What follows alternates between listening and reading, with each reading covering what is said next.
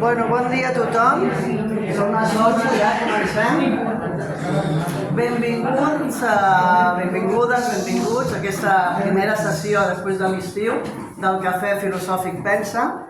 Jo avui represento els meus companys també que no han pogut venir, que són la Raquel i l'Àngel, per motius personals i motius familiars. Bueno, la Raquel crec que està fent algun màster a Londres i tal, però bueno. I avui, com veieu, tenim aquí a dues persones, dos filòsofs, el Rubén Mantella, que ja va venir fa un temps a fer una xerrada, i després el ponent d'avui, que és el Carlos Ibarra Cuchillo, que és el que ens parlarà sobre aquest llibre, Desencanto. Esperem que la xerrada segur que estarà estupenda. Com sabeu, la llibreria ens cedeix aquest espai i llavors nosaltres el que intentem fer és col·laborar amb ells d'una forma que es poden comprar alguns llibres, i en aquest cas el nostre ponent d'avui, que al finalitzar la sessió serà tan amable de firmar-ho a les persones que vulguin. Doncs agrair una vegada més la vostra assistència, tot esperant que l'estiu s'hagi anat molt favorable, i us agraïm molt el suport que ens doneu moltes vegades, amb la vostra presència ja per descomptat, que és l'important. D'aquesta manera podem fer aquest cafè, si no, no existiria. Per altra banda, també moltes vegades rebem mostres de suport per escrit, alguna persona que fa la seva reflexió i ens les envia, d'altres ens diuen que podrien col·laborar amb nosaltres si necessitem algun tipus d'ajut a nivell logístic o el que sigui. Per tant, que us donem les gràcies a tots vosaltres i benvinguts una vegada més. I ara el Rubén, que ell és professor de filosofia d'un institut de batxillerat, també col·labora o és membre del Consell de Redacció de la revista Ènades, que és una publicació anual, que ara ens parlarà ell, sobre pessimisme filosòfic, de la que el ponent és director d'aquesta revista, i avui ens parlaran sobre aquest tema, que crec que és prou interessant. Per tant, que benvinguts i endavant. Molt bé, moltíssimes gràcies, Sara. I moltes gràcies a l'organització, a l'Àngel, que no hi és tampoc avui dia, i a la Raquel, que deia, i a la fantàstica Sara, i a la Raquel també, que està aquí amb nosaltres, que també. Doncs bon día. Cultivar en castellano, parte porque el libro es en castellano y también se nos hace un lío cambiar de idioma todo el rato. Yo en realidad vengo aquí un poco a ayudar y quizás a lubricar también la discusión después de la ponencia de nuestro autor. Pues como ha dicho Sara, mi nombre es Rubén Mantella, yo soy un profesor de bachillerato ahora mismo, tengo un doctorado en la Universidad de Barcelona y colaboro con José en la revista Ènades, de la cual él es fundador y director. Aquí tenemos un par de compañeros también de la revista Ènades. Rápidamente, somos la publicación en español, creo que la principal publicación en español sobre pesimismo filosófico. Publicamos una vez al año, si a alguien le interesa, tenemos una página web y la podéis leer online. También tenemos un canal de YouTube en el cual ahora mismo estamos en la Universidad de Barcelona, una vez cada 2 semanas hacemos un seminario en el cual hacemos lecturas de textos importantes, que consideramos importantes del pesimismo filosófico, repito, como corriente filosófica. Los leemos y los comentamos, ¿sí? Y la verdad que son unos vídeos bastante interesantes porque no solo hay un tema de discusión, sino que además hay varias mentes juntas, algunos expertos como él, que no siempre aportan gran valor añadido. Entonces os lo aconsejo también si lo quisierais mirar en YouTube. Y entonces, como decía, nuestro amigo José, aparte de ser autor de este maravilloso libro, del cual hablaremos también, pero hoy venimos a hablar del tema un poco también más en general del pesimismo filosófico como corriente, ¿sí? Y de hecho nuestro amigo no solo es fundador y director de la revista Ènades, sino también es miembro de la Sociedad Internacional de Pesimismo Filosófico y de la International Society of Boredom Studies. Y ha publicado en diversas revistas académicas y divulgativas, y destaca también su traducción de Pesimismo, Ética y Felicidad de Edward von Hartmann, que también es un autor conocido dentro de la corriente del pesimismo filosófico, publicado por Século. Y entonces, con esta presentación, un poco para poneros en contexto, estamos hablando de historia de las ideas, de historia de la filosofía y de una corriente a menudo poco mencionada en los manuales de historia de la filosofía o mencionada de pasada, y queremos, al contrario, dar una cierta importancia y sobre todo ver qué de interesante nos puede aportar. Sin más, dejo la palabra a nuestro compañero José. Bueno, pues muchas gracias a Sara, a Rubén y a la Central, por supuesto, por brindarnos la oportunidad de ofrecernos este espacio. No estamos acostumbrados a tanto público. Normalmente, pues en nuestros seminarios hay 2 o 3 personas, 4 gatos que se han despistado, y es sorprendente y amenazador un poco.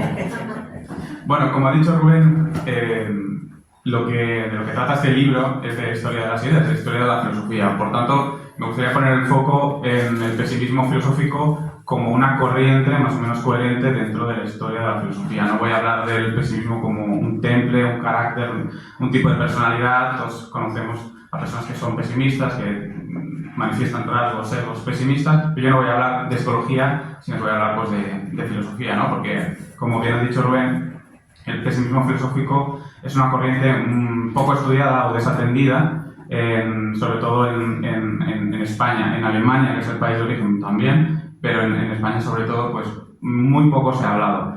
Es cierto que cuando surge se le atiende en determinados ambientes.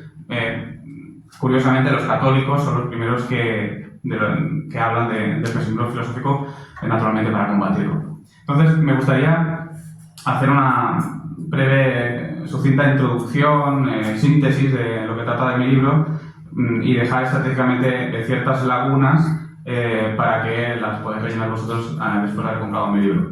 Entonces, simplemente me gustaría comentar para que se pueda hacer un poco inteligible esta cuestión del pesimismo tan desconocida en el ámbito español, no tanto catalán, hay que subrayar, porque a Schopenhauer se le tiene bastante estima, sobre todo en el Ateneo de Barcelona. Se habla muy pronto de Schopenhauer, a finales del siglo XIX, ya se puede consultar diversas ponencias alrededor de esta figura, pero bueno, en el ámbito español sí. Entonces, creo que cabe hacer una pequeña introducción, contextualizar el movimiento y dar cuenta de los elementos que provocan el surgimiento de esta corriente aparentemente tan antipática que es el pesimismo. De hecho, precisamente de esto trata mi libro, Desencanto, que no es tanto de discutir las tesis principales del pesimismo filosófico, sino de establecer un marco de referencia para comprender el surgimiento de la corriente. Bien, como cualquier otra corriente, el pesimismo filosófico no surge de la nada, es decir, tiene unos precedentes, unos antecedentes, y donde yo los encuentro sería en el idealismo filosófico, en el idealismo alemán, en los grandes pensadores postkantianos como Fichte y Schelling, sobre todo estos dos. Digamos que el pesimismo filosófico aparece como prolongación de una corriente que viene actuando en Alemania, que sería el optimismo metafísico leibniziano, y que es continuamente impugnado. Entonces, podemos situar que el idealismo surge como contramedida del optimismo leibniziano, pero arrastrando todavía un cierto optimismo en el sentido epistemológico. Entonces tenemos, como digo, ya ciertos síntomas de una especie de protesta contra la vida desde el punto de vista filosófico, como digo, en Fichte, en Schelling. Fichte, por ejemplo, llega a escribir para inventarle la plana a Leibniz que este mundo es el peor de los posibles.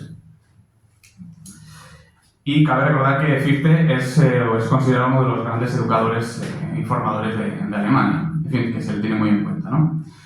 Y Fichte lo que va a hacer en Alemania es espolear ese anhelo de eternidad y poner las miras en un elemento trascendental, un ente que no es de este mundo, ultramundano, y por tanto va a despreciar de una forma muy pietista lo mundano y lo terrenal, lo cual va a allanar poco a poco el camino a una concepción trágica de la existencia y sobre todo antipática o contraria a lo mundano. Schelling, por su parte, por ejemplo, en el conocido texto sobre la esencia de la libertad humana, que es magnífico, yo les recomiendo que si pueden hagan el esfuerzo de leerlo, de entenderlo, ¿no? Yo tampoco lo he entendido todavía, pero hay algunos fragmentos que son muy interesantes, Uno de ellos dice, por ejemplo, que la tristeza, hay un tipo de tristeza, que es una tristeza ontológica, que se adhiere a toda vida, y es una tristeza, eso sí, que sirve a la alegría de la superación. Es decir, Schelling, como vemos, se atreve, digamos, a postular que la vida reposa sobre un fondo oscuro, pero como arrastra estos elementos todavía optimistas, reincianos, no se atreve digamos, a poner todos los huevos en la gallina del pesimismo y afirma que, bueno, que el pesimismo, la tristeza, la melancolía que se adhiere a toda vida, ese manto de pesadumbre, puede ser de alguna manera volado, puede quitarse, ¿no? Dice, de ahí el velo de pesadumbre que se extiende sobre la naturaleza, de ahí la preponderante, indestructible melancolía de toda vida.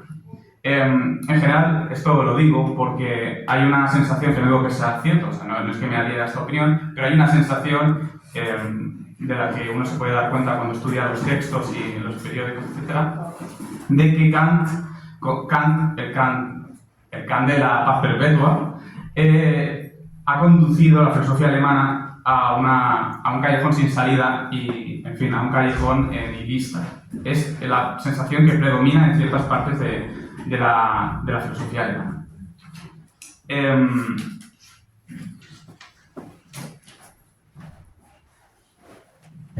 Entonces, obviamente los discípulos de Schlegel, de Kant, por ejemplo, Schlegel, manifestará también estos elementos o estos sesgos pesimistas. Por ejemplo, tenemos un ejemplo en un libro que trata sobre la lengua y el lenguaje de los indios. Afirma, por ejemplo, que Alemania sería deseable que alcanzase la pereza divina de las plantas y que adoptase la postura del ascetismo y de la apatía. Esto es típico de estas corrientes que están en contacto con el mundo oriental. Lo mismo le pasará, por ejemplo, a Schopenhauer. Por ejemplo, Schelling, el Schelling optimista de su primera fase en filosofía y religión, en 1804, por ejemplo. De hecho, todo esto lo digo como para dar cuenta de que se va allanando poco a poco el camino de una concepción pesimista de la vida que culminará en Schopenhauer. Por ejemplo, en filosofía y religión, que son los escritos fundamentales en la trayectoria de Schelling, lo que presenta es una cosmología en la que el hombre supone una corrupción de la unidad primitiva, por ejemplo, lo dice tal cual. Bien, yo, digamos, la tesis que sostengo, como he presentado anteriormente, es que el optimismo heredado de Leibniz, que éramos los kantianos, los idealistas y demás, es en esta época indistinguible, este pesimismo todavía incipiente, es indistinguible del optimismo metafísico de Leibniz. Solo que el elemento, digamos, distintivo sería que este optimismo metafísico ha sido tamizado por el desengaño político y la creciente militarización de un país que hasta el momento había vivido pues, fragmentado y en una especie de paz tensa, si lo veamos la guerra de los 30 años. Entonces, un elemento importante en la concepción o en el desarrollo de la concepción pesimista de la vida en Alemania es, por supuesto, el desengaño político y el militarismo. Por ejemplo, de esto trato bastante en el libro, quizá me tengo incluso demasiado en aspectos puramente históricos, pero para que se hagan una idea, entre 1750 más o menos y la Guerra de Liberación contra Napoleón en Alemania se suceden decenas y decenas de revoluciones y contrarrevoluciones y después con por supuesto un número tremendo de bajas, de destrucción de patrimonio, etc. Y después, cuando más o menos se ponen las bases de un supuesto Estado democrático alemán con la Constitución de Frankfurt, inmediatamente después se revierten todos los triunfos que se habían obtenido a duras penas, con guerras muy sangrientas y ejecuciones, bueno, millares de ejecuciones, desmantelamiento de universidades, etc., represión. Pues después de todos estos triunfos obtenidos, en cuestión de días, se disuelve el Parlamento de Frankfurt, se abole la Constitución y se imponen de nuevo las viejas leyes, las viejas costumbres. Incluso se revierten todos los triunfos relacionados con la libertad de movimiento, de ciudadanía, etc. Incluso el príncipe, y esto estoy hablando de 1848, el príncipe puede volver a administrar justicia local. Y entonces esto, pues claro, de una forma muy barroca, pues causa un desengaño mayúsculo en una población que había acumulado unas esperanzas tremendamente abultadas, ¿no?, en el futuro. Entonces, este es el contexto más o menos donde aparece la figura de Schopenhauer. Schopenhauer, como escribo en el libro, es un predicador en el desierto prácticamente. No porque, como hemos visto, no tenga un precedente filosófico ideológico. Schopenhauer no deja de ser la culminación de una concepción pesimista ya iniciada. Incluso Leibniz, o sea, hay quien sostiene que Leibniz ya sería uno de esos primeros pesimistas por cuanto no le deja espacio a Dios para elegir el mal, es decir, como le obliga a elegir el bien, le ata de pies y manos y por tanto como que Dios es víctima de su propia fatalidad a elegir el bien. Y esto, bueno, supondría pues, una especie de pesimismo epistemológico. Entonces, este es el contexto donde surge Schopenhauer y Schopenhauer, al principio, para decirlo pronto y mal, no le hace caso a nadie, no le hace caso a nadie. Escribe una novela, un ensayo, una obra de filosofía mayúscula con el nombre de El mundo como voluntad de representación y en el que hace befa pues, de los héroes de la libertad alemanes, como por ejemplo Fichte, y por tanto causa la antipatía del público y no lo leen ellos. Pero digamos que es sintomático ya de la queja de la filosofía alemana. Entonces escribe este libro, no sé si ustedes lo conocen, no sé si digamos, han tenido la oportunidad de enfrentarse al mundo como voluntad de interpretación. Está dividido en 2 volúmenes. El primer volumen está escrito en 1819 y es digamos un compendio de invectivas, es un sistema filosófico pesimista que alienta, exhorta al individuo a redimirse por vía del ascetismo y de la estética. Porque supone que lo ontológico, digamos, el ser de toda vida, es voluntad, y la voluntad es eminentemente sufrimiento. De una forma muy psicoanalítica podemos comprenderlo como que el deseo es solo un pretexto para la generación de otro deseo y mantener la rueda de adicción y de sufrimientos. Es decir, esta sería una forma muy chabacana de resumir el mundo como voluntad de representación. Pues bien, él presenta esta obra, naturalmente, en un contexto en el que Alemania se acaba de deshacer del maldito Napoleón y entonces no están los ánimos, digamos, preparados, no está el ambiente preparado para admitir esta cosmovisión. Sin embargo, a tanto tiempo, una serie de discípulos que casan con estas ideas, discípulos, por cierto, hegelianos, es curioso, optimistas, por tanto, se adhieren a la cosmovisión schopenhaueriana, seguramente en razón del fiasco político, del desengaño ideológico.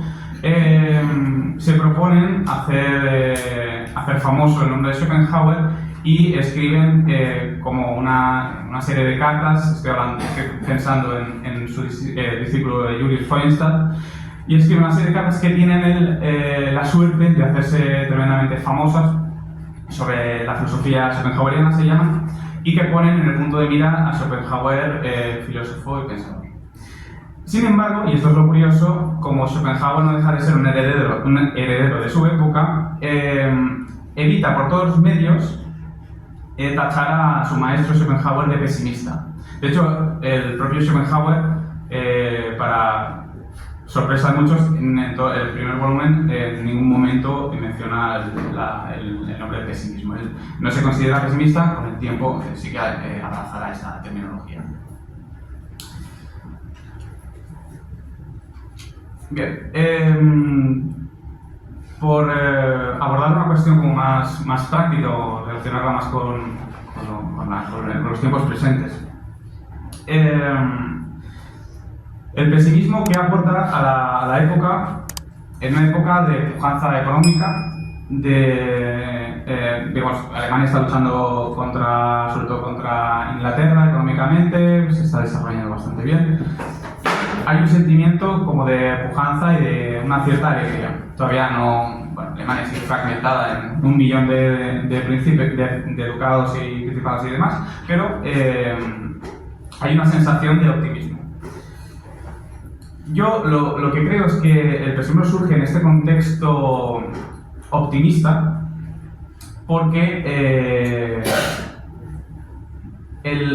se verifica, digamos, si tomamos a Alemania como una especie, como un individuo, si lo elevamos a hipóstasis, podríamos decir que a Alemania le ocurre lo mismo que a un individuo que ha sido sometido a una tensión extrema, una tensión espiritual extrema, y entonces ha desfallecido y le ha sobrevenido lo que a todos nos sobreviene después de un periodo de una gran efusión, que es la depresión. Entonces, muchos, como podrán comprobar en el libro, muchos, y no estoy hablando solamente de filósofos, sino de políticos, de novelistas, de artistas, se adhieren a las consignas pesimistas porque han sido testigos de primera mano del fiasco que han supuesto muchas de las reivindicaciones y luchas revolucionarias en el territorio alemán. Como digo, fueron muchos los que perdieron a amigos, padres, hermanos, hijos, etcétera, en las barricadas. Muy pocas los triunfos obtenidos, y por tanto los ánimos habían caído en baten, ¿no? Entonces, los pesimistas, Schopenhauer, no son totalmente antipáticos, es decir, el pesimismo filosófico lo que postula, ya digo que hay diversos puntos de vista, pero bueno, si generalizamos, no postula una perspectiva vital quejumbrosa y antipática y amargada, etc. No. O sea, lo que postula el pesimismo filosófico es, en cierta manera, un realismo pasado por la experiencia empírica, ¿no? Entonces, después de la ejecución de millares, el aplastamiento de las insurrecciones por la mano ejecutora de Metternich y todos estos desmanes ocurridos allí, muchos burgueses, sobre todo la burguesía liberal, que es la pujante, es la que va a ocupar los espacios que las revueltas del 48 dejan vacíos, espacios ocupados anteriormente por los príncipes nobles, etc. La burguesía liberal encuentra en la obra de Schopenhauer una tentativa, un pretexto, una explicación de por qué y cómo deben ocupar esos lugares y por qué después de ellos nadie debería disputar de esos lugares. Porque Schopenhauer, a pesar de no ser tampoco un hombre, tiene elementos de derecha, es un hombre artista, pero sí que aboga, Schopenhauer, como veis, por un statu quo de la situación.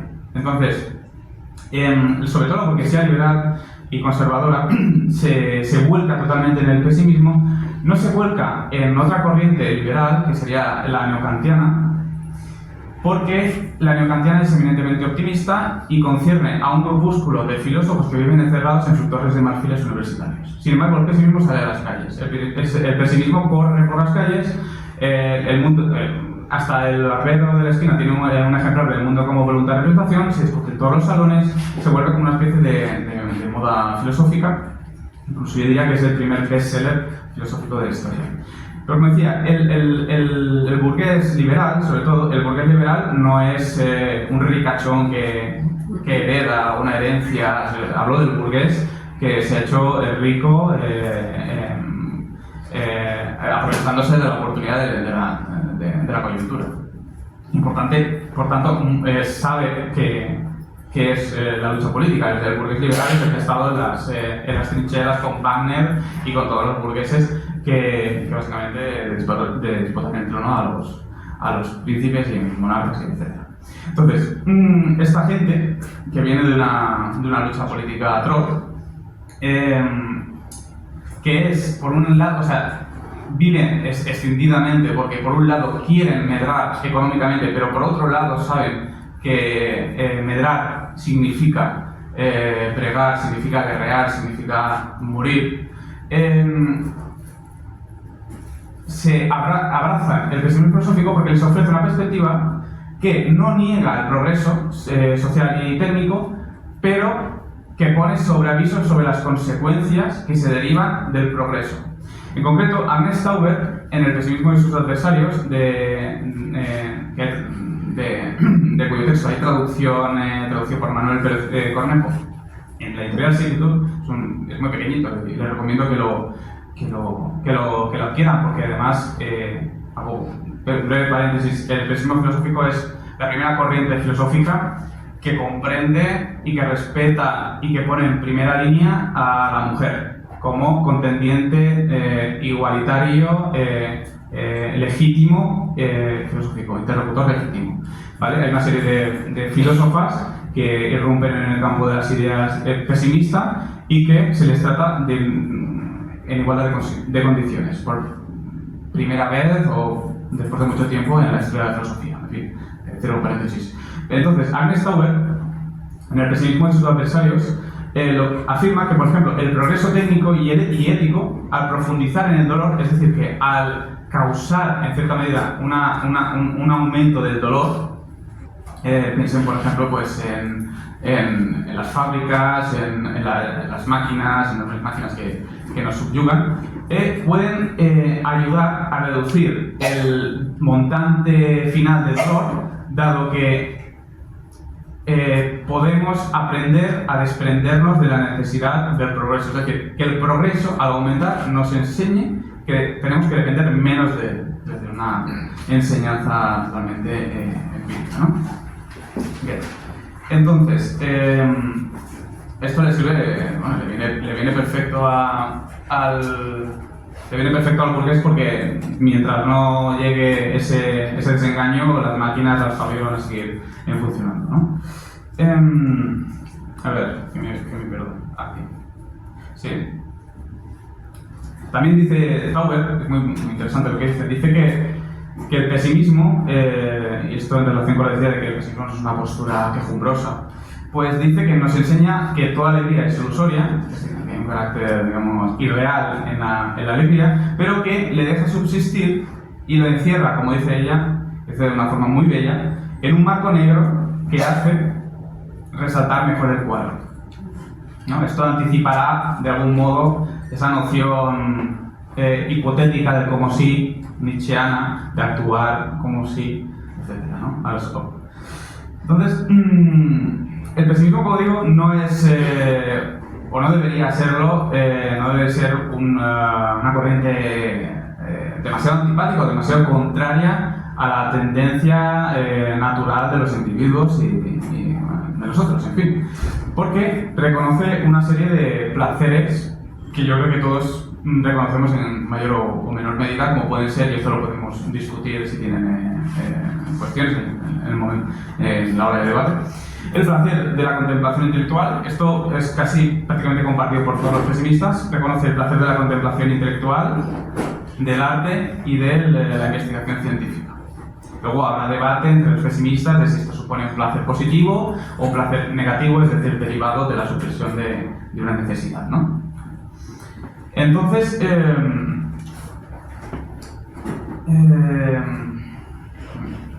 tengo un lío con mis propias notas.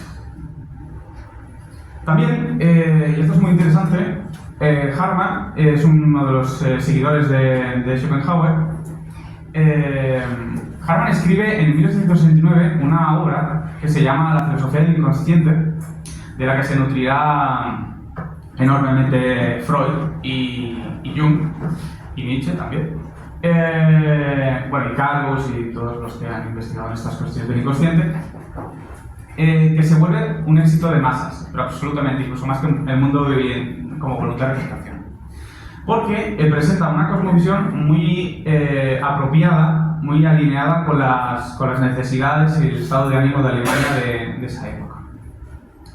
Como ya digo, Alemania en 1869 se está preparando para la reunificación, está, digamos, poniendo en funcionamiento la maquinaria bélica, el militarismo imperante. Digamos, el ciudadano alemán de pronto, de pasar una existencia bucólica y lírica en los lejana Pomerania, de pronto siente el peso terrible de la maquinaria, de las ruedas de hierro sobre su cabeza. Y lo que Hartmann hace es conciliar esta visión salvífica, supremacista alemana con la idea de que todo esto conducirá a una catástrofe final, una catástrofe que habrá que aceptar. Como veis, los pesimistas tratan de salvar, digamos, los muebles de la coyuntura de lo contemporáneo, del presente, pero siempre están pensando en que todo tiene que conducir a un desastre final, que se toma como inevitable. Entonces, lo que Hartmann escribe, lo que Hartmann afirma, es que lo que defiende es una teodicea de la razón en la que cada fase histórica, y la de 1870 más o menos sería una de las últimas, supone un eslabón menos en la cadena que ata a la razón,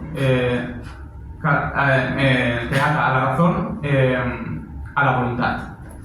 Es decir, que la historia lo que hace es desprenderse paulatinamente de la coyunda, de la voluntad. La voluntad es entendida como sufrimiento, como deseo, hasta emanciparse totalmente de ella y lograr una autonomía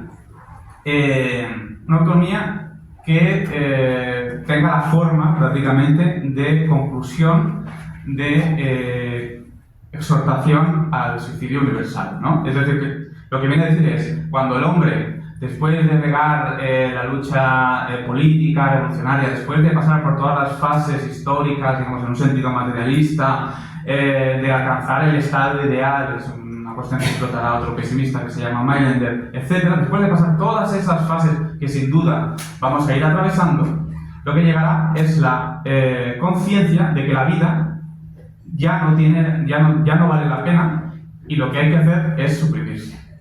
¿Cómo? No lo dice exactamente. De hecho, también lo que postula es la idea de que después de que la vida haya desaparecido de la faz de la Tierra y la Tierra haya desaparecido de la faz del universo, por una cuestión estadística, pueda volver a aparecer y eso sería una terrible tragedia. Entonces, me he dado cuenta de que no he dado una explicación clara sobre el surgimiento del pesimismo en Alemania y tengo que confesar que es que no la tengo. O sea, darla sería como tratar de explicar por qué surgió la filosofía en Grecia. O sea, hay miles de posturas. Uno te dirá que es por el intercambio comercial con Egipto. Otro te dirá que es porque se abraza la noción de anarquía, de necesidad, de resurgir la ciencia, etc. Yo debo confesar que no tengo ni mejor idea. Pero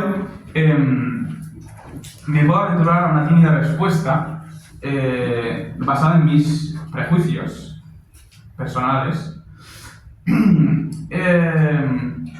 que es que, como decía, el pesimismo filosófico, al ejercer como prolongación del optimismo metafísico leibniziano que domina en Alemania, pero tamizado por el fiasco político y el chasco, se da cuenta de que ya no puede adueñarse del todo del universo a la manera como le ha mandado las Sagradas Escrituras, y entonces tiene que adoptar otra estrategia para sentirse dueño del universo. Y esa es una muy concreta que comenta Simmel en un librito que se llama sobre el pesimismo, y es la siguiente. Como el pesimista no se puede, que vendría a ser una especie de optimista invertido, no se puede adueñar de la realidad y del todo a la manera del Antiguo Testamento, de hacerse con la tierra, los mares, los animales, las personas, los espíritus, los cielos.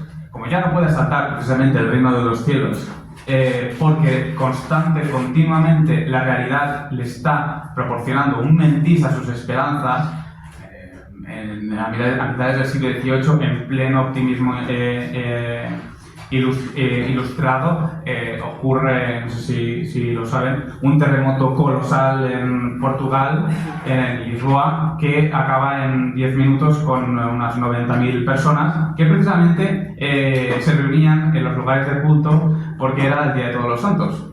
Entonces, básicamente los hunde con las iglesias. Eso hace mella en digamos, la confianza, sobre todo pues, europea. Siempre me restringo a Europa y América, pero sobre todo a Europa. Eso hace mella, por supuesto. Y muchas otras calamidades. Ya la guerra de los 30 años ya había supuesto un mentis para digamos, esas esperanzas puestas por los preilustrados en la concordia, en la comprensión de los estados entre sí, ¿no? Los estados cristianos. Entonces, como no puede hacerse, como no puede adueñarse porque la realidad le está constantemente desmintiendo, tiene que adueñarse de otra manera, y de la única manera posible, la única manera que le queda es la de la destrucción. Porque el pesimista se vuelve en esta época un destructor, es decir, y amplía su yo, porque el destructor en un instante muy pequeño consigue derrumbar, destruir una creación que a Dios o a Demiurgo o a quien sea le había como mínimo costado 6 días construir, es decir, y con eso el destructor esclaviza al creador, y por tanto el pesimista en su nihilismo o en su fatalismo, lo que hace es adueñarse otra vez de la creación mediante su supresión, su aniquilación.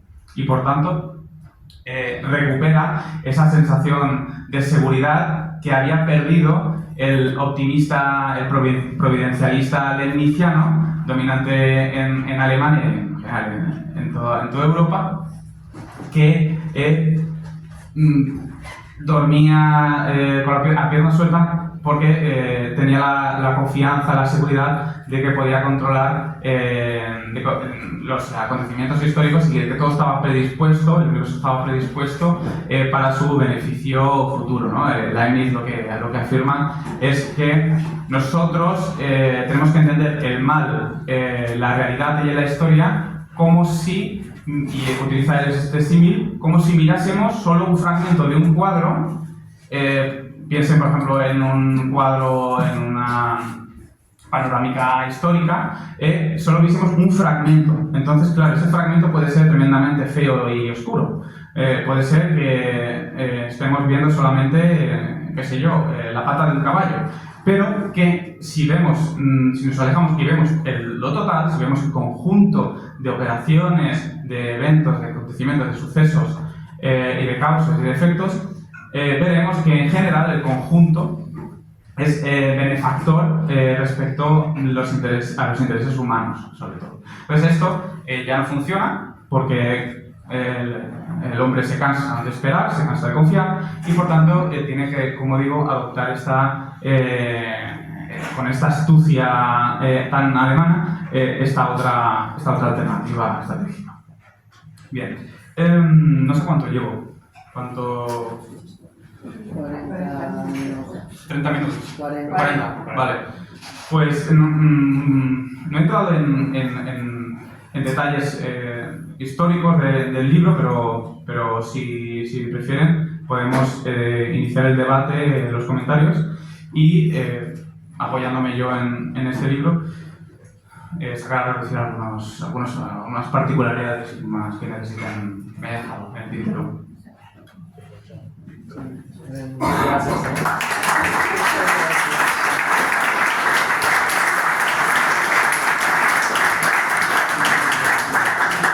Bueno, pues iniciaremos el torn de paraules. Pues comencem per l'Abel. Sí. Gracias. Bueno, la verdad que no sé si como comentario si está descuidado el pesimismo filosófico, al menos en facultades, por ejemplo, como el de la UNED, que es donde yo he estudiado filosofía. O sea, acabas conociendo a Hartman, a Schopenhauer, o sea, y de alguna manera tienes la sensación de que está de moda. O sea, Bueno, me alegra. o sea, no sé, o sea, quiero decir. Hay una cuestión en lo último que has comentado de por qué surge. Coincido bastante contigo en esta sensación de falta de dominio de la naturaleza y que también enlaza un poco, no sé cómo lo ves, con esta cuestión muy antigua de la libertad, del libre albedrío. Es decir, al final tú eres dueño de tus actos, no eres, pero al final tampoco controlas todo lo que pasa, ¿no? Lo cual viene de antiguo, es decir, en el especismo ya... lo que yo he tenido una sensación muchas veces con el pesimismo filosófico es que es un cambio de la prosa de la aceptación del estoicismo al lirismo del frenesí, porque ya es que quiero ser dueño de mis actos y de todo lo que me rodea, ¿no? Entonces, claro, eso lleva a una gran decepción, en eso estoy de acuerdo. Sin embargo, la consecuencia de esto, o sea, de esta negación, de alguna manera yo veo en el pesimismo filosófico un cierto determinismo de la libertad humana. Es decir, que tú no eres completamente libre, tú eres representación de esa voluntad. La voluntad te está determinando. Y es un poco lo que lleva a lo que dice Adorno la psicología del vencido, ¿no? Es decir, que al final nos conduce este tipo de psicología que bueno, o ideología más bien, que es la que habla Adorno, que es lo que viene a posteriori. Y ha mencionado también en lo último la cuestión de la esperanza. Ya autores posteriores, que podríamos enmarcar en el pesimismo filosófico, como Cioran, hablan mucho de la esperanza. No es una esperanza cristiana, porque en la esperanza cristiana luego tienes el premio al mejor jugador, ¿no? Porque estás ahí viendo el alma de Trump, ¿no? O sea, no es, sino es una esperanza en los términos del blog o en los términos de Eric Fromm. Es una esperanza más en el sentido de que después de todo tuvo sentido, ¿no? Como dice Cioran. Sin embargo, te quería preguntar, Schopenhauer habla mucho de la felicidad, habla muchísimo, es que a veces tengo la sensación de leer el libro de autoayuda, pero no habla de la esperanza, o no lo recuerdo, o sea, no desarrolla el concepto de esperanza como si, por ejemplo, lo va a ser Nietzsche con esta idea del eterno retorno, que es una especie de idea extravagante, pero que te da una esperanza, ¿no? Entonces sería un poco esas dos cuestiones, la de la libertad, que tampoco existe en Leibniz. También hay una negación de ese libre albedrío, pero bueno, como esto es lo mejor que nos da, pues ya está, pues seguimos que siga al estilo, porque esto es lo mejor que puede haber. Y la otra cuestión, la de la esperanza, ¿no? Estos dos conceptos que creo que un poco se pelea también ahí en el pesimismo filosófico. Sí, has dicho algo muy interesante. Bueno, aparte de esto es muy interesante. También has dicho algo que es bastante interesante, que es que Schopenhauer, en efecto, es un maestro de la felicidad. Es decir, es uno de los mayores maestros al que uno puede acudir para manejarse en esta vida, de este valle de lágrimas, de una forma contenta y feliz. Y luego la cuestión de la libertad, es cierto, en Leibniz, que se niega a la libertad, digamos, el individuo está sometido, la mónada está sometido a una armonía preestablecida y por tanto implica un fatalismo riguroso, solo que, claro, bajo la perspectiva de que está hecho, digamos, para favorecer el designio y los propósitos humanos. Entonces, digamos que eso es como que si tienes un tutor, digamos, que vela por ti, por tu bien, etcétera, pues como que igual te da un poco más igual el dejarte llevar por él, etcétera. Pero claro, en cuanto se mantiene este fatalismo, pero también se destruye la confianza en el creador, en el designador, en el tutor, pues entonces cuando ya el determinismo no vale o no nos satisface y nos sume en algunos casos en la desesperación y otros en una cierta resignación pesimista, que yo creo que más lo que intentan enseñar o intentan propugnar los pesimistas, que es hay algunos pesimistas desesperados. Tú has nombrado a Cioran. Yo creo que Cioran, dentro de lo que cabe, o sea, tenía una literatura de desesperación, pero no era un un individuo, por lo que parece particularmente desesperado, si uno lee las cartas, la biografía, parecía más bien una especie de burguesillo afrancesado, ¿no? Ilustrado, un moralista de estos que desde su torre de marfil pues, pergeñan soluciones para todo el mundo. Y luego la cuestión de la esperanza, yo creo que efectivamente en Schopenhauer no está desarrollada como tal. Bueno, aquí tengo compañeros con los que hemos leído El mundo como voluntad de interpretación no sé cuántas, en decenas de sesiones, y creo que el tema de la esperanza no lo hemos abordado, ¿no? No suena a vosotros, ¿verdad? Que es algo que no, yo creo que entraría en contradicción con la teoría de Schopenhauer un poco. De eso. Si Schopenhauer, digamos, desarrollase una teoría de esperanza, yo creo que iría por el lado de la esperanza de la redención, es decir, de dejar un margen para la paz del espíritu, la paz eterna, es decir, la aniquilación. Aunque, efectivamente, en Schopenhauer, digamos, la aniquilación no significa inmediatamente paz, sino viene precedida de una ascesis, de una redención del alma, ¿no? Y ahí está la cuestión de Schopenhauer, que es una cuestión como muy cristiana, que hay que primero, o muy oriental, que hay que primero redimir el alma con la mortificación, con el ascetismo, con la contemplación estética, para no volver a reencarnarse, es decir, para que esa parte de voluntad que tú representas se diluya para siempre y no te vuelvas a reencarnar. Iba a decir algo más, se me ha olvidado completamente. ¿Iba a decir algo? Luego me acordaré. Como nota, hay un texto publicado en castellano por Tecnos que se llama Los dos problemas fundamentales de la ética, que es de Schopenhauer, donde se publican dos artículos que Schopenhauer presentó a academias suecas que hacían estas, ¿no?, especie de concursos filosóficos. Uno es sobre la imposibilidad de la ética y el otro sobre el determinismo, sobre Schopenhauer argumentando que el libre albedrío es un sueño de pájaros. Y la verdad que ese texto os lo aconsejo. Es un texto maravilloso. Yo los que he leído de Schopenhauer es de mis favoritos.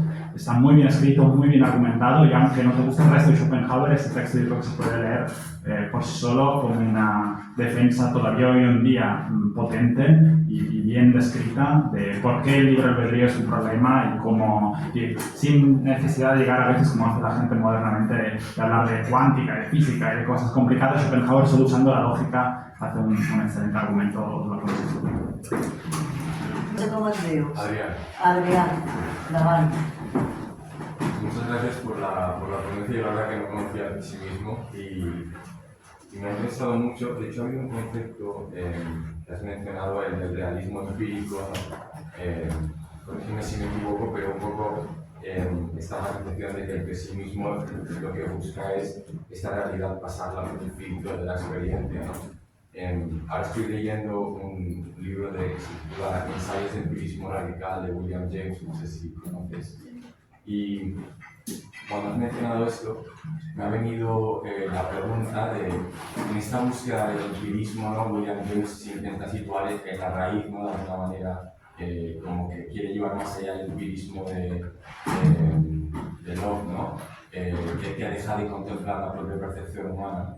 Y justamente me ha hecho mucha gracia, me ha interesado mucho que los pesimistas colocasen la percepción humana como parte fundamental, ¿no?, de este empirismo.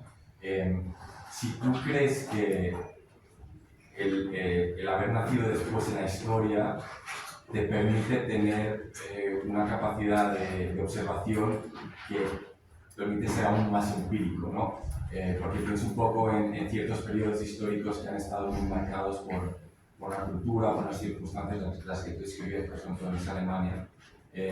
¿Tú crees que, por ejemplo, a nosotros que tenemos esa visión, ¿no?, esa capacidad de mirar atrás, podemos ser más empiristas y de alguna manera ver ese pesimismo como no algo empírico, sino como algo de esa época, ¿no? Y por lo tanto rechazarlo o decir, bueno, es que eso solo ha sido un fragmento de un periodo de historia? Bueno, muchas gracias por tan sugerente pregunta, que tendría que deliberar toda la tarde en casa y responderte mañana, pero a bote pronto diría que sí que, como tú dices, podemos podemos ver el periodo pesimista como simplemente una corriente circunscrita en un momento muy determinado, ¿no? que agota sus fuerzas y desaparece, o podemos, y esto pues empalma con lo que decía Joaquín, que podemos tener en cuenta aquello que nos puede aprovechar, que nos puede ser útil del pesimismo, no dejarnos llevar, digamos, por la etiqueta temperamental de lo que es o lo que no es, sino por los argumentos, simplemente por el valor, digamos, de verdad de los argumentos.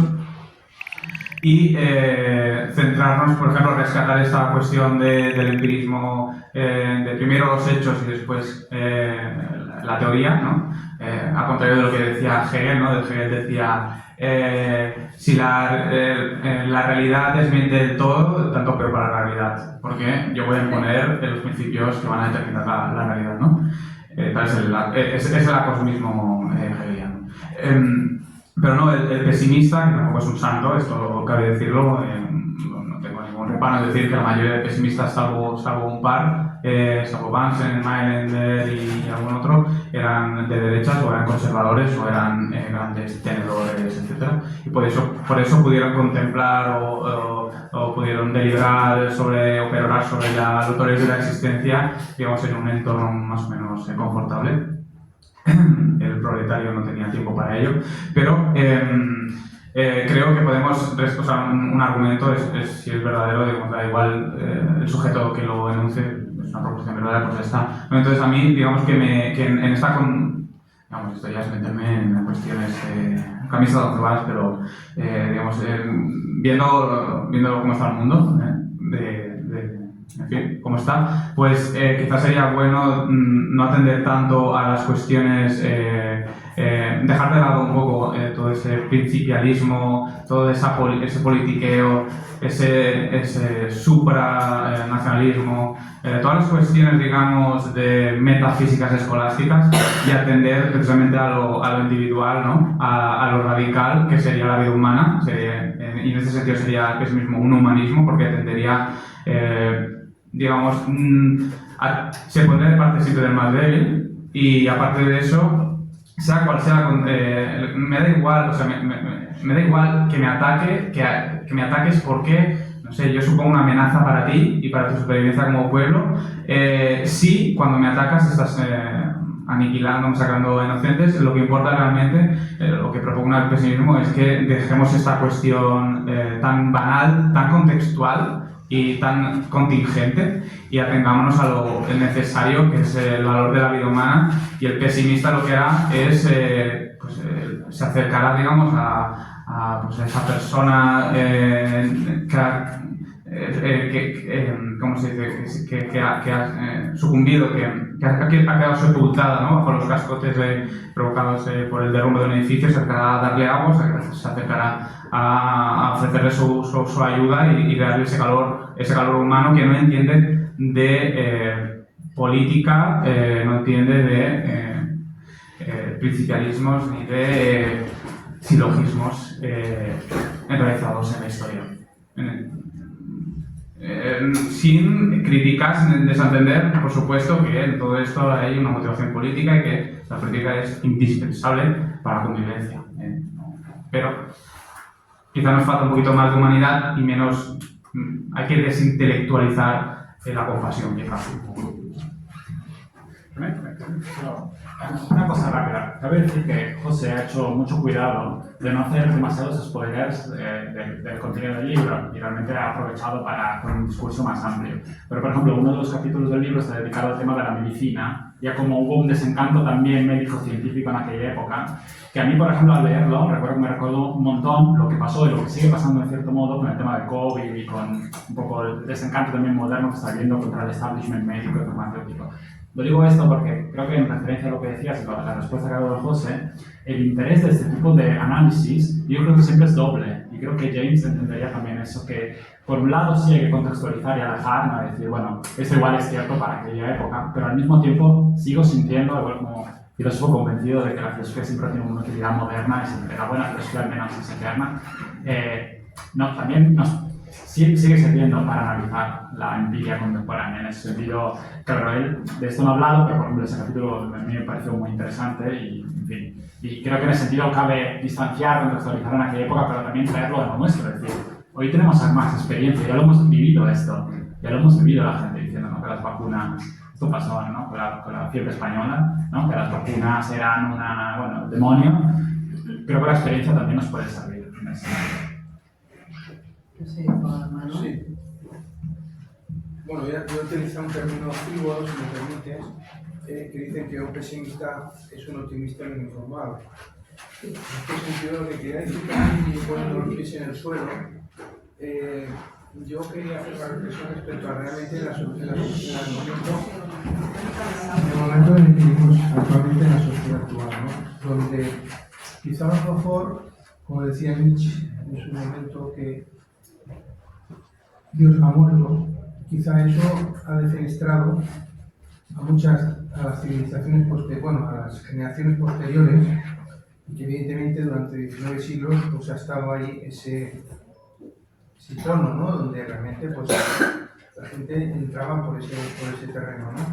Que creo que está pasando ahora es que hay una horquilla para mí, que es que la gente busca el hedonismo y que además entramos con otro contrapeso que sería el nihilismo, ¿no? Es decir, que el nihilismo entra de una forma capilar en la sociedad actual porque se están perdiendo valores, porque el valor supremo ya en su día se va debilitando como consecuencia de que la ciencia evidentemente ha ido debilitando al concepto religioso. Yo no sé si habrá gente que comparte esta opinión, pero en este sentido creo que estamos completamente ahora en un siglo XXI desbrujulados.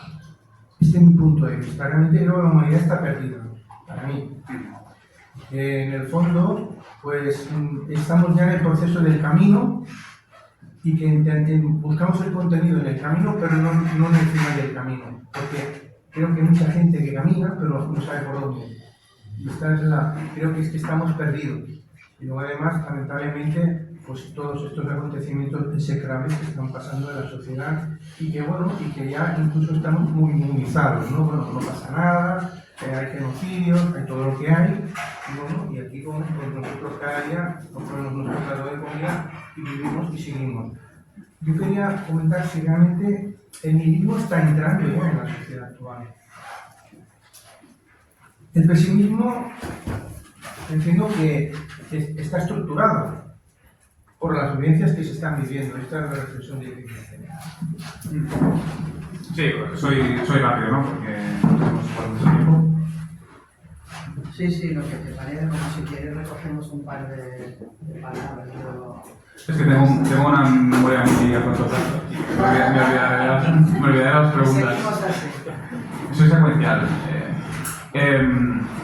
Sí, yo diría que vivimos una época pesimista y nihilista, pero creo que en general el ser humano siempre ha sido tanto pesimista como nihilista, ¿no? Siempre ha habido personas que se han quejado de la pérdida de los valores, de la pérdida de las costumbres, etcétera, ¿no? Siempre, ¿no? En todas las sociedades. Es verdad que la sociedad, o cuando muere Dios, ¿no? Que sería como ese símil que hace Nietzsche, ¿no? Con la pérdida de los valores, de los grandes relatos, ¿no? Que abordan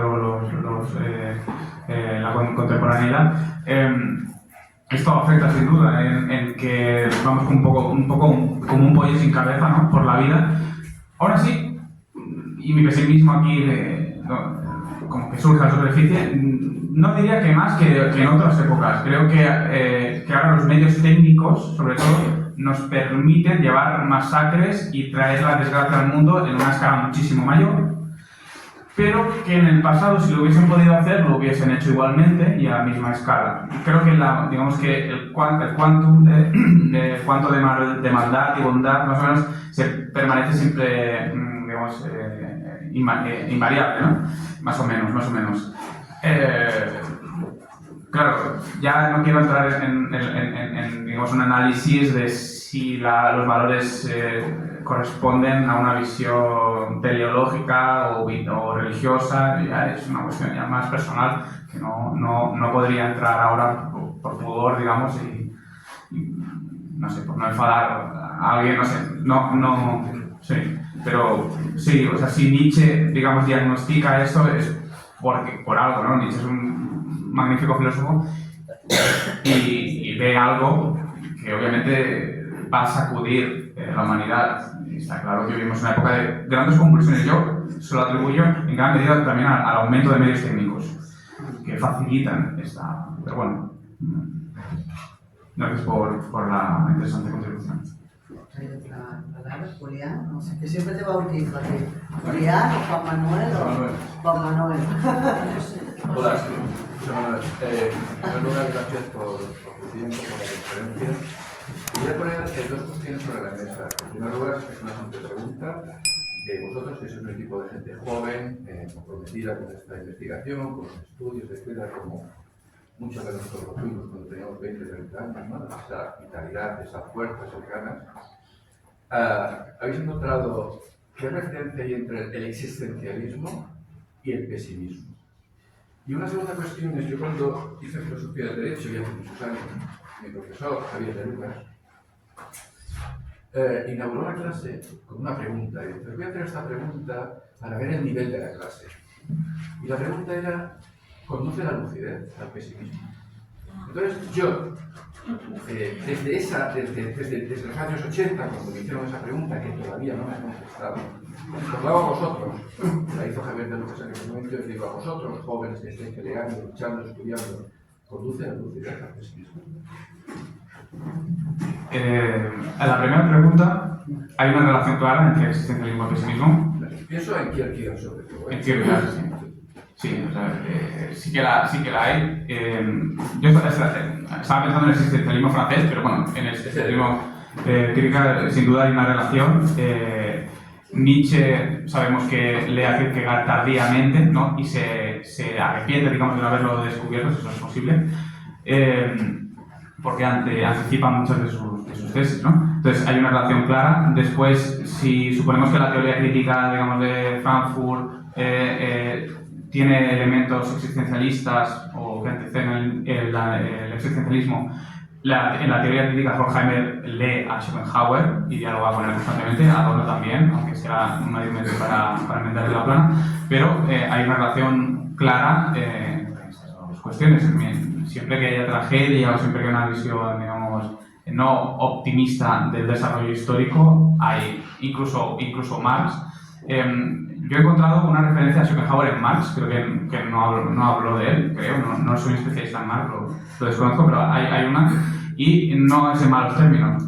Marx lo que dice es que escribe muy bien y que propone ideas interesantes. No sé. Marx tiene un componente también, a pesar tecno-optimista, pero también en cierta medida pesimista. Entonces, y respecto a la segunda cuestión, precisamente hay un libro de un tal Ludwig, que no Herbert, Ludwig Marcuse, que se llama La lucidez del pesimismo.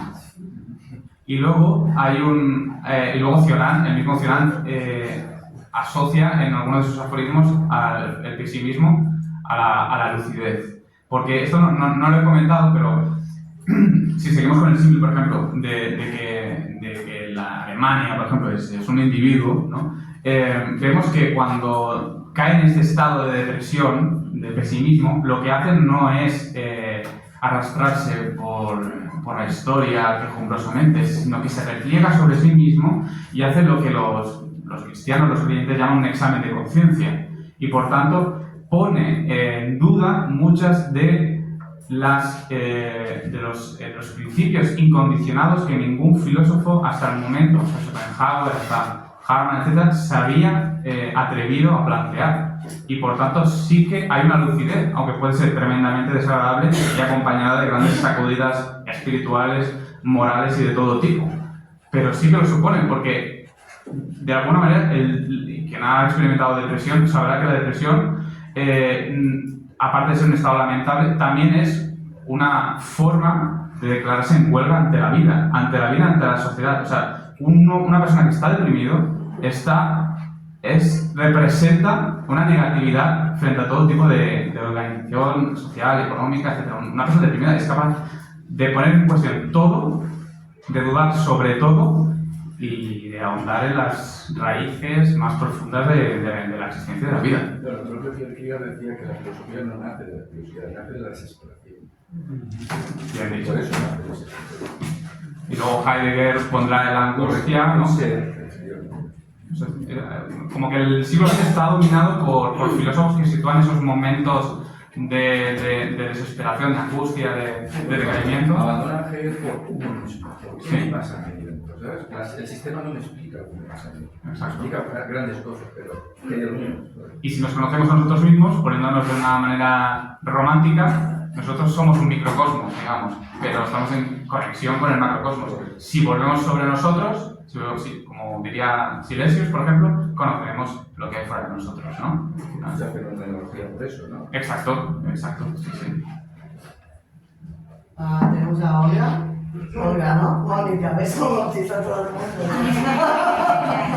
Bueno, es que a mí me viene ahora a la memoria Schiller, y dentro de este ámbito del pesimismo, ¿dónde lo pondrías? Por ejemplo, en las cartas de realización estética de la humanidad, porque claro, ahí también está buscando una solución política, ¿no? Desde el centro, ¿no? De la esencia humana.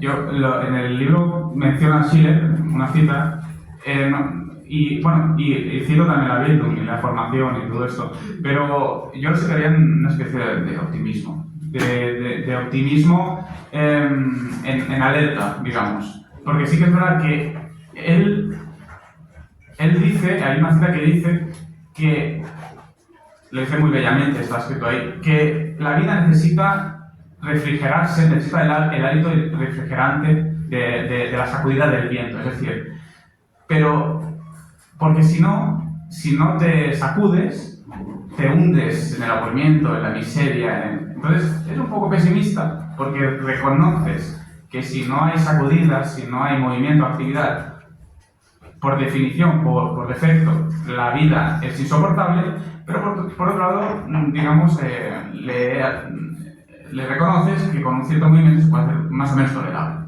Entonces, es todo lo pesimista que le permite ser pues, el luteranismo, pero mayormente optimista como un buen ilustrado. Marisa. Sí, yo solamente quisiera hablar de una cosa, y solo es una cosa muy pequeñita. Este verano estuvimos en La Palma, en la isla de La Palma, visitamos el volcán y tuvimos la ocasión de, bueno, la verdad es que el panorama que ves es muy no sé, te impresiona mucho, ¿no? Porque ves cómo se ha destruido todo y que ya lleva años y eso ha mejorado bastante, ¿no? Pero hay toda una extensión llena de cascotes negros donde se ve absoluta desolación, donde sabes que debajo hay pueblos que se han tragado, pero también tuvimos la ocasión de ir a ver el volcán por la parte de atrás. Y entonces allí veías, bueno, íbamos por un camino, todo era de, ¿cómo se llamaba? De Yapiri, de que había quedado allí, y llegamos un momento a una de las bocas del volcán y quedamos apuntados porque resulta que allí había higueras, allí había pájaros, allí había pinos, y entonces yo me acuerdo que comentó la vulcanóloga que nos llevaba, sí, es verdad, la naturaleza se adapta mucho mejor que los seres humanos a los cambios. Porque los seres humanos que han padecido esta desgracia, algunos se han quedado aquí, y otros lo han perdido todo y no podrán nunca volver a ser felices, ¿no? Volver a tener la vida que tuvieron. Entonces, claro, el pesimismo es humano porque no podemos adaptarnos de ninguna manera al mundo. Así que al final, el suicidio universal de Harman a mí me parece lo que nos queda. Y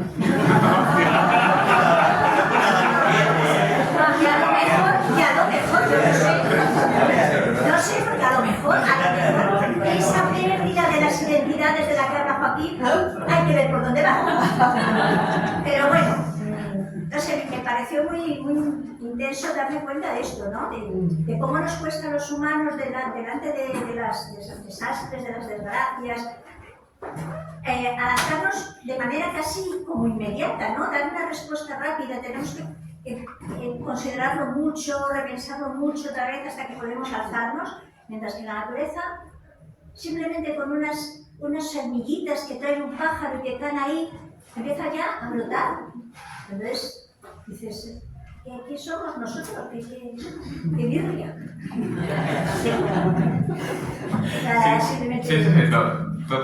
Totalmente de acuerdo. O sea, yo me considero pesimista, pero como humanista. O sea, creo en los valores, sobre todo cristianos, y pues de un humanista como puede ser Mauricio Wiesenthal, Julián Marías, etc. Soy realmente tipo escindido porque por una parte soy tremendamente catastrofista, pero por otro lado creo en la vida, en el humanismo, etc. Pero respecto a lo que tú decías, efectivamente, el pesimista se da cuenta de que el ser humano constituye una excepcionalidad de la naturaleza.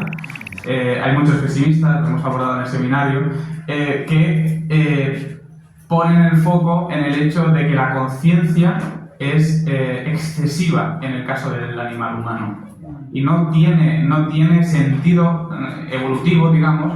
Puede que sí, o si hay algún biólogo aquí no quiero ofenderle, pero que digamos que tanta conciencia no tiene sentido porque precisamente le lleva a la desesperación. Es decir, tanta conciencia hace sentir al hombre que está demasiado desgajado de la naturaleza. Un poquito podría estar bien, un poquito para moverse, para conducirse, para elegir, ¿no? Para no quedarse como el burro de Buridan. Pero tanta le lleva pues a elucubraciones, a pensamientos, a trastornos obsesivos, a la guerra, a la creación de entidades metafísicas sin arraigo, como, bueno, en fin, a los nacionalismos, a todo esto. Entonces, efectivamente, pues el pesimismo da cuenta de esta condición como excepcional del ser humano y sin duda, yo creo que cuando nosotros desaparezcamos, pues no habremos contribuido en nada al universo. Nuestro papel habrá sido tan despreciable en el conjunto, digamos, de la existencia y seguirá. Si es que no hay otras civilizaciones que ya han perecido y han tenido los mismos problemas que nosotros y, en fin, noticias. Esta es la definición del pecado original. Porque cuando empieza la conciencia, cuando muere con los planes, sí. no tienes conciencia. Hasta entonces, en ese momento, no existía la conciencia. La necesidad surge cuando sales de ahí con la conciencia. Sí. Hasta entonces, es un paraíso. Cuando volvemos al origen del problema, el pecado. Bueno, es muy productivo, efectivamente. Bueno, de hecho, hay pensadores que dicen que no, que el pecado original fue estupendo, porque no hay que renunciar al conocimiento que nos dio el morder la manzana. Porque íbamos a hacer. Ahí empieza el problema, en la conciencia. Sí, si me permites un comentario para unir lo que acaba de decir usted con lo que han dicho las compañeras. Precisamente el romanticismo, como corriente literaria, artística, etcétera, ha intentado ligar estos temas, el tema del pecado original, la relación con la naturaleza, ¿no? La conciencia, etcétera. Y es curioso porque, por ejemplo, y esto es una cosa donde Schelling o autores, ¿no?, de este tipo, uno siente que hay una afinidad, pero al mismo tiempo una distancia. Os aconsejo un texto maravilloso de Milton, de Byron, Lord Byron. Lord Byron tiene un texto increíble que se llama Caín, que es una obra teatral en la cual él reimagina la historia de Caín y Abel, pero le da una vuelta. Y la vuelta, para sintetizarla una mica, la vuelta es que Caín en un momento viene a la serpiente y le explica, oye, que aquí no te han explicado que hay una cosa que se llama muerte, que los que son inmortales todavía no han comido la manzana. Y Byron pinta a Caín como un vegetariano que no quiere matar animales para ofrecérselos a Dios. Y Caín mira a Abel y dice, qué asco, ¿qué haces matando a un pobre ser inocente? Adoras a un Dios que quiere sangre. Y es increíble cómo lo pinta como el bueno de la historia. Lo acaba matando, es cierto, pero en un movimiento de desesperación, porque Abel como que te dice, oye, pero Dios está esperando, venga, dale sangre, que estas plantitas no quiere Dios. ¿Sí? Y es una historia maravillosa porque se nota mucho esta lucha del romanticismo entre, por un lado, considerar la naturaleza, porque en un momento Satanás coge a Caín y le hace un viaje por las estrellas, increíble, ciencia ficción, le hace viajar por las galaxias. Milton debió ser base para esta historia, Milton, ¿no? Lord Byron. Sí, pero Milton, claro, con el paraíso perdido. Sí, con el paraíso, claro, por eso claro. Pero Milton no lo he leído todavía, pero Byron sí que me encanta, es uno de mis poetas favoritos y, claro, lo lleva a viajar por las estrellas y les enseña, dice, mira estas galaxias sin seres humanos, sin conciencias, ¿no? Son hermosas, pero también son frías, ¿no? O sea, es esa lucha entre si esto es hermoso, el volcán, la naturaleza, dejado por sí mismo, pero al mismo tiempo todo ese crecer, que la gente suele pensar el crecimiento es algo bueno. El crecimiento también, como decía Schopenhauer, es comerse uno al otro. Las plantas crecen porque hay un proceso de sumisión, de comida, de desgregación. ¿Sí? Lo vemos bonito nosotros que vemos los jardines y que nos metemos en la niebla, ¿no? Y decimos, ¡ay, qué bonitas las montañas! Pero claro, ahí nos recuerda Schopenhauer muy bien como ahí está habiendo incontables masacres para que tú puedas contemplar los conejitos saltando la montaña, ¿no? Leopardi es muy bueno en el bueno, No tú sé si había me corregirás, Cibaldones, ¿se diría? Cibaldones. Dicen que precisamente los jardines, lo que decir esto, son palestras de seres torturados, porque mientras nosotros nos deleitamos pues, con las flores, los abenças y tal, hay pues, hormigas siendo devoradas por arañas, hay conejos siendo devorados por que hincan sus... Es terrible, es decir, no lo vemos, pero ahora mismo, o sea, hay hay una carnicería permanente, solo que no la vemos y la ignoramos, pero está ahí, no la olvidemos. ¿Este dónde lo mencionas? En el Chivaldone de Leopardi. También son como también Voltaire lo dice eso. Y muchos Es que Voltaire es un protopesimista total. Y últimamente sobre el pesimismo me libro sobre el Ligotti, no sé si lo veis. Sí. El Ligotti también resume bastante todo lo que te Sí, tenemos un vídeo sobre Ligotti. Lo he dicho un par de veces y la verdad que ¿En YouTube? En YouTube. Hay otra palabra que es la de IA, que ya has intervenido antes, pero... Un poco porque creo que se está viendo el debate, pero no sé si tenemos que cerrar ya o... No, podemos un poquito más, sí. No, me fascina la idea del empirismo radical, ¿no? De esta relación que no está ya como predeterminada o inclinada por las tesis o los prejuicios que emitimos sobre la realidad. Y en ese sentido, quizá donde yo me pronunciaría un poco en contra del pesimismo, es que ya se acerca a la realidad ya con este tufillo o con esta percepción como negativa, que evidentemente, bueno, desconozco porque no he entrado a leer los argumentos, ¿no? Pero que, no lo sé, para mí de algún modo se contrapone a la idea de que son los empíricos, ¿no? Porque claro que la realidad es así, pero también es así, o sea, la realidad no es solo así, ¿no? También hay una experiencia de la realidad que no tiene que ver solo con ese suceso, o sea, hay muchas realidades que suceden al mismo tiempo, ¿no? Y a veces lo que me molesta de los movimientos filosóficos es que se quedan solo con una experiencia, ¿no? Y en ese sentido creo que el empirismo radical que propone William James es justamente ser con la percepción un poco más sutil, ¿no? Sin dejar que nuestra propia experiencia nos trabe tanto, pero a la vez teniéndola en cuenta, ¿no? Que quizás es ahí donde está la parte más complicada. Pero bueno, no sé qué Sí, yo estoy de acuerdo contigo que solo que hay que tener, digamos, en cuenta, por ejemplo, en el caso de Schopenhauer, digamos, todo ese pesimismo, a pesar de pues, tener una fundamentación filosófica, procede de una experiencia, ¿no? Derivada de un tour juvenil que hizo por Europa y el testimonio de la crudeza de la vida en su máxima expresión. En concreto, creo que en uno de los momentos determinantes de su vida, aparte del suicidio de su padre y de la dilapidación de la herencia de su paternal por parte de su madre, fue una visita a una casa de hogar, de manicomio. Y que le hizo cambiar, fue como una de esas experiencias lúcidas que tenemos más o menos todos a lo largo de nuestra vida, que nos deciden por uno u otro lado, ¿no? En el caso, por ejemplo, de Hartmann hay que tener en cuenta que era un artillero del ejército prusiano y que vio pues, todas las masacres en su máximo esplendor. En el caso, por ejemplo, de Cioran, y con esto no estoy atribuyendo el pesimismo a las experiencias, pero sí que digamos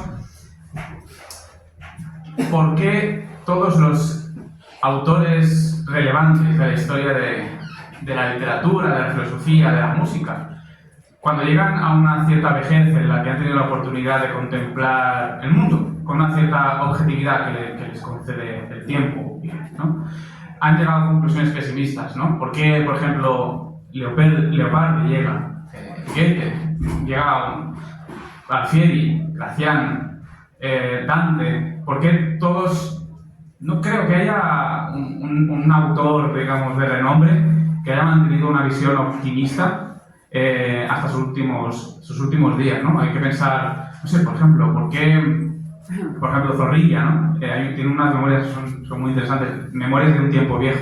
Son unas memorias totalmente desencantadas, que no casan un poco con su forma de ver el mundo literario, pero que es como que todos los individuos llegamos a la... Bueno, estoy hablando yo, en fin, que todavía creo que me queda un poco, ¿eh? Ya me estoy cediendo, creo, pero creo que voy a llegar muy desencantado, si es que llego a la vejez. Muy desencantado, sin fuerzas. Ya comienzo a sentir el desgaste de la desilusión. Eso no va a hacer que me vuelva menos lúcido. Sí, o que desee el exterminio de la humanidad. Pero digamos que, bueno, lo que desarrolló el desengaño barroco. Pero, digamos, entonces, llegamos a estas alturas del debate, quizá hemos empezado a diferenciar entre escepticismo y pesimismo. Porque el escéptico ni siquiera ya le queda pesimismo.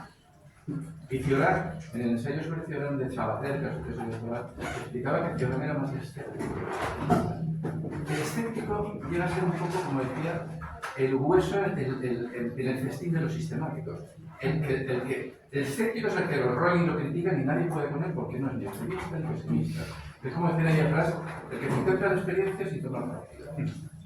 Pero llega un momento en que del pesimismo incluso te puedes pasar al propio escepticismo, es decir, es que ya no me afecta ni me afecta. Sí, el debate, ¿no? Sí, Cioran tiene una entrevista donde dice que ya no cree en todo lo que había escrito. Pues sí, pues quizá el verdadero pesimismo es solo un preámbulo a una especie de equilibrio, ¿no? Respecto a la opinión que tenemos del conjunto del verso. Tenemos una palabra que un poco como apunte eso que dices, me ha recordado de esto de que vas pasando el tiempo. Yo hace poco a un amigo le dice, no, es mi 40 cumpleaños, digo, hombre, que bien, ya le has dado la vuelta al jamón, ¿no? Pues, bueno, bienvenido. Me recuerda un poco esto, y digo con esto del acontecer del tiempo, porque hay un cuadro, el barroco, que es de Simón de Beauvoir, no sé si conoces al pintor, y es la esperanza, el amor y la belleza matando al titán Cronos. Entonces es un cuadro, una composición preciosa. En el Prado, yo es de esos que también voy a ver el triunfo de la muerte, de vaya que creer. Pero es muy precioso y sobre todo la idea de que la esperanza, o sea, y esto ya es una cuestión más en los términos en los que lo habla Erich Fromm, más psicológico. Es decir, que después de todas estas cosas, todas estas reflexiones, las depresiones, todo lo que te acontece, no es una cosa que pueda actuar sola. Y en esto los pesimistas pues también hablaban de la experiencia estética. Uno necesita esa belleza, esas experiencias estéticas, pero también el amor, la amistad, los amigos, unas experiencias humanistas. Y fíjate que es un cuadro muy anterior a estas corrientes, bueno, un poquito anterior, pero un poco la idea de eso, ¿no? Y por eso también planteaba lo del tema de la esperanza, como en otros nuevos términos, como el principio de esperanza, como la revolución de las esperanzas, y que no es optimismo, ni mucho menos, sino que es el verlo y que tampoco lo defines. O sea, y es muy curioso porque Erich Fromm lo estudia muy bien, dice, es que no acaba de definirlo, de concretar qué es la esperanza, pero es algo muy humano que actúa malamente, que habla Simone Weil de todas las cosas que podemos llegar a aguantar de régimenes autocráticos, pero también en ese día a día del acontecer, conforme nos vamos haciendo viejos. Un poco como reflexión a lo que has planteado. ¿Puedes decir qué cuadro ha dicho que era, por favor? ¿Puedes repetir en la obra? Simón de Beauvoir. Simón de Beauvoir. Simón de Beauvoir. Y es la belleza, la esperanza y el amor matando a Cronos o algo así. Lo ponéis en internet, aparece el amor es un angelito Creo que la belleza está ahí de comprar los servicios que con el puñal y está también la esperanza, están ahí dándole a Carlos, está ahí con la sala, le están dando un poco por... Pero yo creo que, perdón, ya, pues no sé, no, quiero y luego ya daremos una última palabra y ya crec que el debat ya lo concluiremos, ¿no? Sí, yo quería hacer un comentario. Ligando otra vez, quiero intentar ligar aportaciones. Yo creo que hay una relación entre escepticismo y pesimismo, análoga, si se quiere, entre el agnosticismo y el ateísmo, en cierto modo. O sea, sí que creo que, y igual mis compañeros, no sé si están de acuerdo conmigo, que afirmarse pesimistas es que alguien lo hace, y hay varios tipos de pesimismo, etc. Sí que yo creo que es una manera de imponer, decir, poner tu posición, ¿no? Y el escepticismo, el escepticismo, como el agnosticismo, es un poco una posición, creo también de cómodo, de bueno, no me comprometo con ninguna posición. Pero el optimista dice, no, el mundo es un asco, ¿sí? Simplificándolo mucho. Y lo digo con lo que decía el compañero en relación a James. De hecho, bueno, soy fan también de los pragmatistas americanos y James es uno de los mejores filósofos, escribe maravillosamente. Y cabe decir una cosa. James tuvo una grave depresión, ¿sí? Gravísima depresión. Estuvo a punto, bueno, no sé si estuvo a punto de suicidarse, pero dejó la escritura durante un periodo, se encerró, etc. Y se nota mucho en sus escritos, yo creo que sobre todo en las variedades de la experiencia religiosa, que es un texto increíble, maravilloso. Se nota, y además lo explica en otros textos, que en el fondo hay creencias que una persona, esto está ligado con el tema de la experiencia, debe tener, ¿no? El famoso tema de él dijo que hubiera tenido que llamar su libro El derecho a creer, no la voluntad de creer. Pero bueno, o sea, su punto es, hay creencias que uno tiene el derecho de tener porque son las que le permiten vivir, ¿sí? Entonces, llama a la esperanza, llama a pensar en todas las cosas bonitas de la vida, etc. Podemos estar de acuerdo que es así. De hecho, Schopenhauer y varios de los filósofos pesimistas que hemos tratado están de acuerdo que necesitamos pensar o creer en ciertas cosas para vivir, ¿sí? Necesitamos píldoras que le den dulzura y que evidentemente. Pero cabe decir una cosa, que estas sean ilusiones o no, y ahí no voy a entrar, cabe decir que el razonamiento es mucho más complicado, lamentablemente, que pensar en los platos de la balanza, que creo que es por donde apuntabas. Que es lo que mucha gente piensa, bueno, en la vida hay muchas cosas malas, pero también hay muchas cosas buenas. Parece que los pesimistas solo se concentran en las malas. Lamentablemente no es tan fácil, ahí ya es asumir que las dos son simétricas. Y para hacer un ejemplo muy banal y para cerrar aquí, porque es un tema realmente muy complejo de la filosofía hasta contemporánea, todavía es un tema que se discute. Yo no sé cuántos días bonitos en la playa pesan más que una tortura de un ser humano. Cuánto la muerte de un familiar pesa con respecto a 100 veces que he ido a Fuerteventura, ¿no? Y allí hay lo que algunos filósofos contemporáneos hablan de la simetría axiológica, o sea que de las dos cosas no están más bien en los mismos platos de la balanza y que no se pueden solo pensar en términos de una cosa contrabalanceando la otra. Por lo tanto, ahí en ese sentido también el empirismo sigue teniendo un problema porque mirar la realidad por sí solo es cierto que no es suficiente, hay que evaluarla. Yo creo que los pesimistas lo hacen, se puede valorar de otra manera, evidentemente, pero no creo que se pueda apelar solo a la pura empiria, ¿sí? Porque la empiria, evidentemente, luego requiere de nosotros una axiología, una ética, ¿no? Y bueno, en fin, muchos de estos filósofos, hasta Schopenhauer, yo creo que estaba en contra de la ética, se nota que tienen un sentimiento moral. De hecho, Schopenhauer habla mucho, ¿no?, de la compasión, ¿sí? Aunque tiene textos donde dice que la ética es una patraña, que es imposible porque el determinismo, bla, bla, ¿sí? Pero luego le da mucho énfasis a la compasión, como ha descrito nuestro compañero. No sé si os da una pista también por dónde mirar esta cuestión. Tenemos una última palabra y ya tanquemos el debat. Gracias por la exposición, muy interesante. Y me llevo sobre todo de aquí la frase que has dicho, José Carlos, de que el ser humano tiene ese exceso de conciencia, ¿no? Tenemos ese exceso de conciencia. Y esto es lo que nos sacude. Yo recuerdo una entrevista hace muchos años a este escritor Matas, que él explicaba justamente algo que me quedó también grabado, ¿no? Que ante la vastedad de la vida, de la existencia humana, eso que dice Heidegger, ¿no? El ser usado al mundo y todo esto, el ser humano, pues, estamos en una angustia existencial permanente. Entonces, claro, de ahí viene todo el verlo siempre y todo cuando avanzamos en la experiencia, en la edad, ¿no? Que antes era mejor todo, también esa adaptación del pasado, los valores eran mejores, ¿no? Cuando a lo mejor, si fuéramos para atrás, ahora retroactivamente, pues nos daríamos cuenta que también había otros problemas y otras quejas, otros conflictos, en África siempre ha habido conflictos, y también esa cuestión geográfica, ¿no? Que nos pensamos aquí en el centro del mundo de Occidente y hay otras posibilidades en otras partes del mundo, ¿no? Ese concepto de exceso de conciencia, de la mente, ¿no? Del ego, justamente, de la mortalidad, en el fondo, yo pienso, el problema básico es este, ¿no? Se podría, si quieres ser reduccionista, la mortalidad del ser humano, ¿no? Enfrentarse a que sabemos que tenemos que morir. Y todo esto, claro, poco a poco nos vamos viendo que la gente va muriendo alrededor nuestro, y cada vez avanzamos en ese camino del optimismo, digamos, de alegría adolescente, tal vez, la juventud, a que sí mismo le va con la edad, que es algo como natural, ¿no? Y bueno, básicamente eso, sobre todo lo que me quedo con ese exceso de conciencia, el tema del subconsciente, lo que nos tiraniza, del ego y todo esto, necesitamos explicaciones que nunca podemos encontrar, necesitamos construirnos un camino personal, buscamos en la filosofía, ver cómo otros han interpretado el mundo, y para alguna forma para poder sobrevivir o subsistir de una forma, digamos,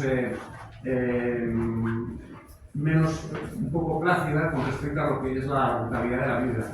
Que nacemos, digamos, llorando y solos y nos morimos solos, de alguna forma. Gracias por el comentario. Muy en línea de todo lo que estaba diciendo. Me alegra que saques a relucir el nombre de Vilamatas porque es uno de mis escritores favoritos con el que me siento muy a gusto conversando a través de sus libros. Y respecto a la cuestión del exceso de conciencia, es una noción que ha sido estudiada un tiempo a esta parte, últimamente, por autores más modernos. Y efectivamente, digamos, lo podría reducir como que si, por ejemplo, el corazón se ocupa solamente de bombear y se puede equivocar, puede tener una arritmia o puede dejar de funcionar y morirse, digamos, es más o menos idéntico a sí mismo porque no puede equivocarse demasiado, el ser humano, por el contrario, es un individuo que está arrojado absolutamente al reino de la equivocidad.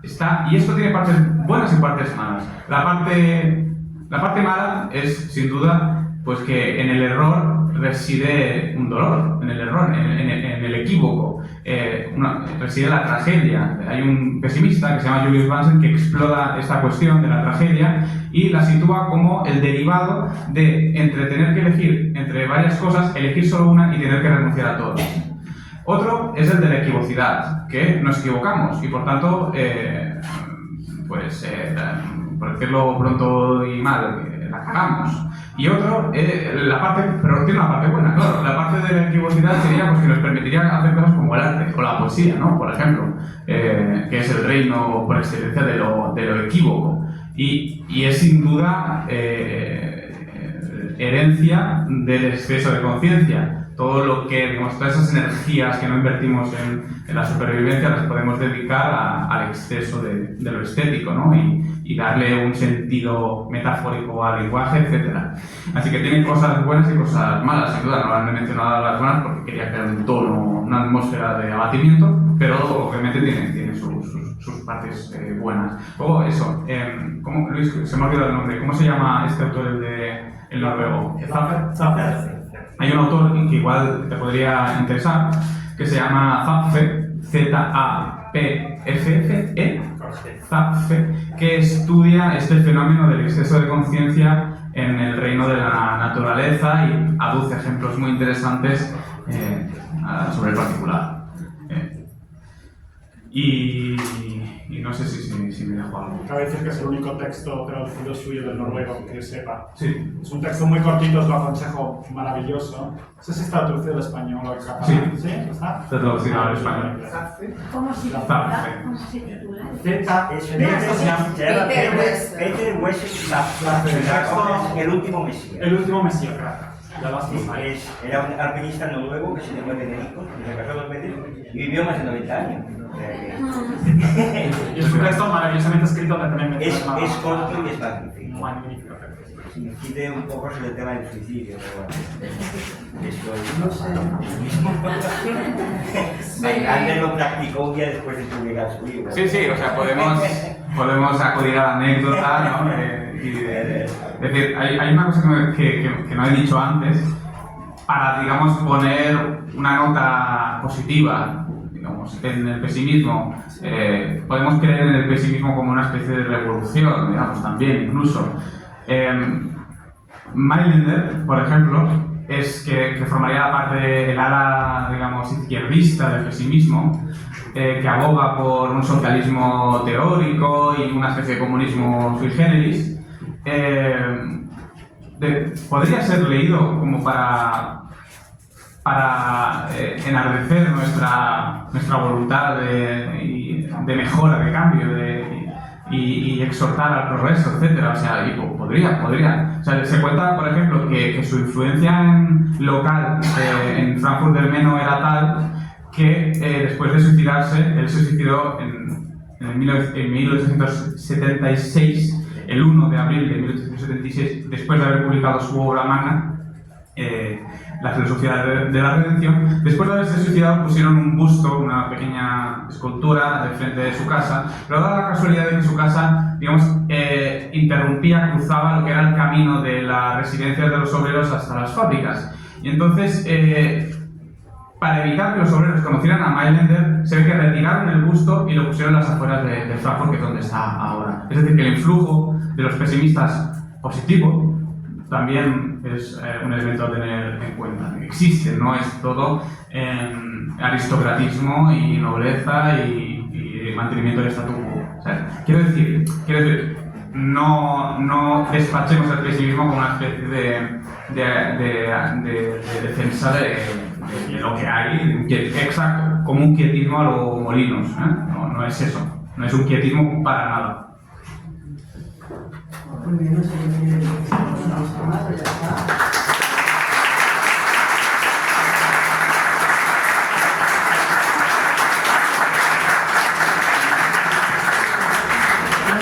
Muchísimas gracias a Carlos, a nuestro ponente, a Rubén, por habernos acompanyat, i a tots vosotros. Ens esperem a la propera trobada, que serà el mes que ve. No sé si és el dia 25, ara ho dic de memòria. I bueno, gràcies per fer d'aquest espai una àgora tan meravellosa, amb uns debats tan enriquidors i que tots aprenem escoltant-vos a tots vosaltres. Moltes gràcies per ser aquí.